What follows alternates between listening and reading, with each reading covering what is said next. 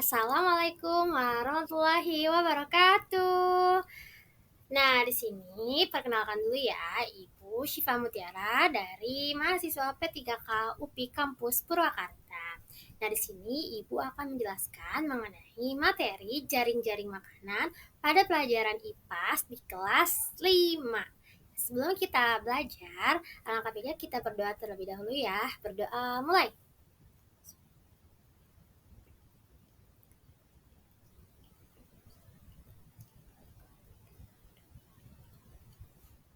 Berdoa udah cukup kan? Nah, semoga pembelajaran hari ini bisa diterima dengan baik ya.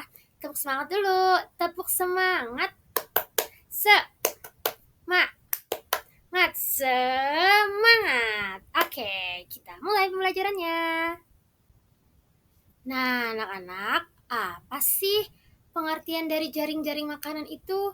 Jaring-jaring makanan adalah kumpulan seluruh rantai makanan yang tumpang tindih dan saling berhubungan dalam satu ekosistem.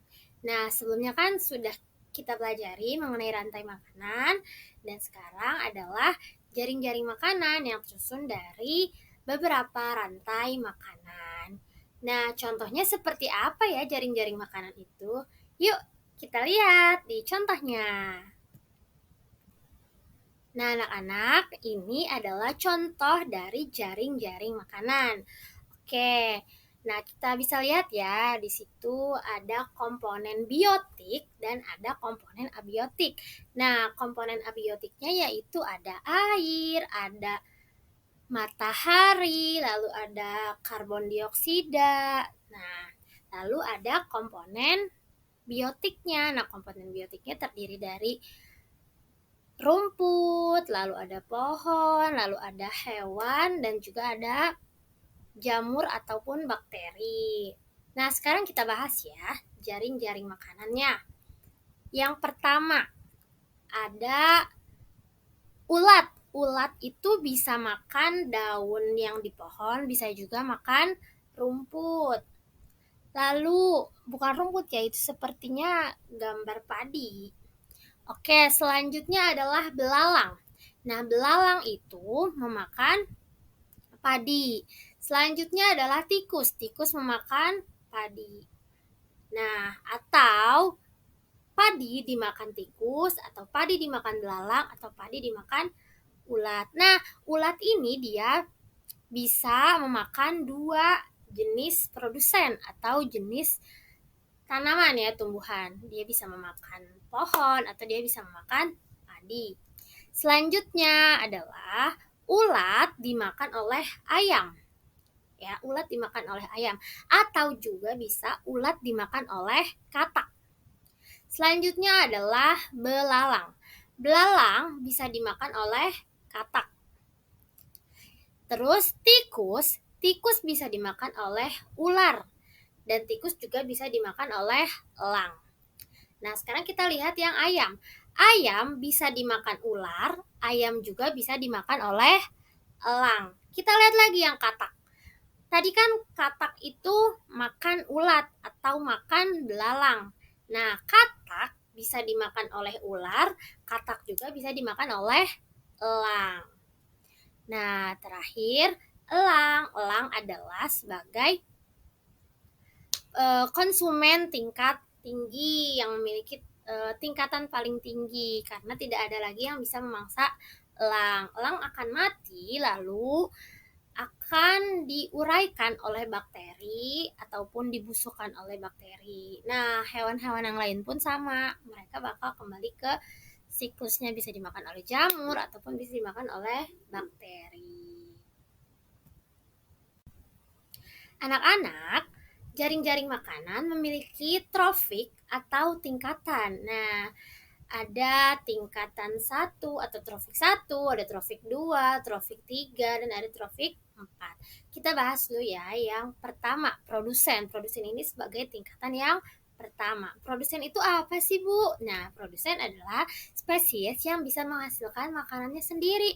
Contohnya tadi tumbuhan. Tumbuhan kan bisa pohon, bisa padi, bisa sayur-sayuran gitu.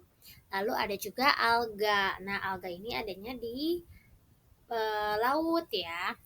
Terus ada konsumen primer. Nah, konsumen primer itu yang menempati tingkatan yang kedua, yaitu spesies yang memakan tumbuhan secara langsung. Contohnya ada tikus, ada burung, ada kambing, ada sapi, lalu ada yang lain ya, misalnya ada belalang dan sebagainya. Nah, jadi konsumen primer ini dia yang hewan yang paling pertama memakan produsen gitu. Oke, coba kalian cari konsumen primer apa aja ya. Tulis di kolom komentar. Anak-anak, tingkatan yang selanjutnya adalah konsumen sekunder atau trofik tingkat yang ketiga.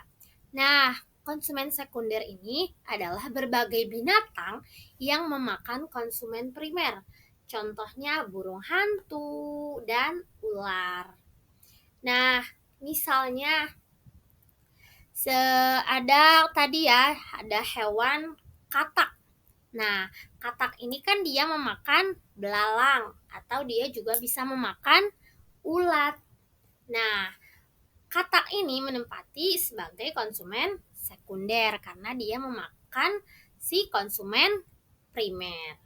Lalu yang selanjutnya adalah konsumen tersier atau menempati pada tingkatan yang keempat, yaitu spesies yang memakan konsumen sekunder.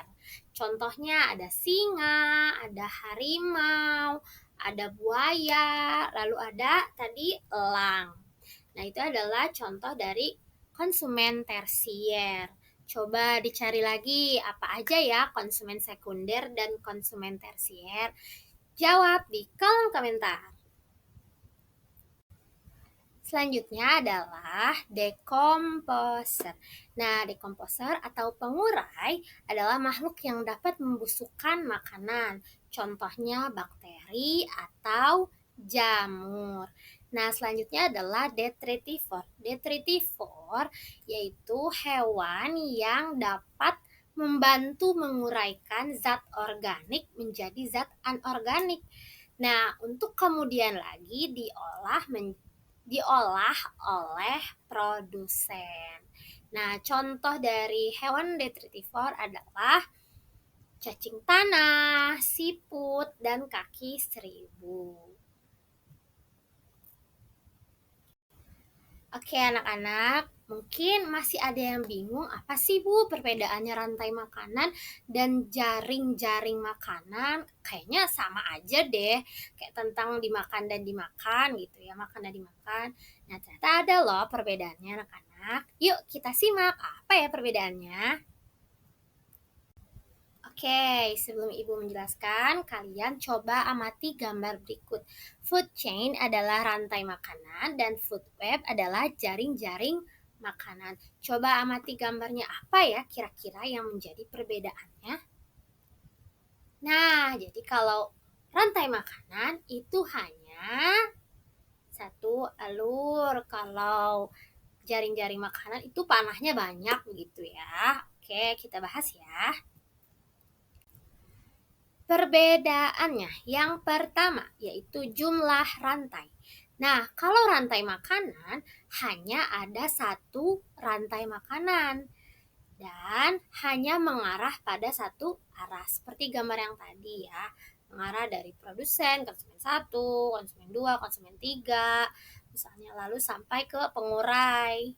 Nah, nanti balik lagi ke produsen. Nah, jaring-jaring makanan terdiri dari beberapa rantai makanan. Kayak yang tadi, katak bisa makan ulat, katak juga bisa makan belalang. Kayak gitu. Jadi nggak cuma makan ulat aja, tapi bisa memakan berbagai jenis rantai makanan. Lalu terdiri dari beberapa arah hubungan. Nah, hubungan makan dan dimakan dan bisa tumpang tindih. Kayak tadi ya, panahnya banyak.